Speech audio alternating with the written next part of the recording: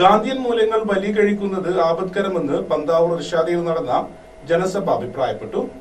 പ്രകൃതി ആയുർവേദ ഹോസ്പിറ്റൽ, ഇനി ആരോഗ്യം പ്രകൃതിയിലൂടെ. ദേശീയ ഗ്രാമീണ തൊഴിലുറപ്പ് പദ്ധതിയിൽ ഉൾപ്പെടെ ദാരിദ്ര്യ നിർമ്മാർജ്ജനവും മതേതര സങ്കല്പവും ഇല്ലായ്മ ചെയ്ത് രാജ്യത്ത് അരക്ഷിതാവസ്ഥയും വർഗീയ ശിഥില ചിന്തകളും വളർത്താൻ ശ്രമിക്കുന്ന ആപൽക്കരമായ പ്രവണതയെ ചെറുക്കാൻ ജനപ്രതിനിധികളും രാഷ്ട്രീയ സാംസ്കാരിക നേതൃത്വവും ജാഗരൂകരാകണമെന്ന് പന്താവൂർ ഇർഷാദിൽ നടന്ന ജനസഭ അഭിപ്രായപ്പെട്ടു. Doctor K T Jaleel MLA ഉദ്ഘാടനം ചെയ്തു.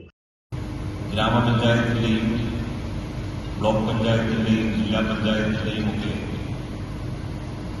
പ്രധാന പ്രവർത്തനം എന്താണ് എന്നുള്ളത് നിങ്ങൾക്കെല്ലാവർക്കും അറിയാവുന്നതാണ്. അധികാര വികേന്ദ്രീകരണത്തിന്റെ ഭാഗമായിട്ടാണ് പഞ്ചായത്തി രാജ് ആക്ട്, നഗരപാലികാ നിയമം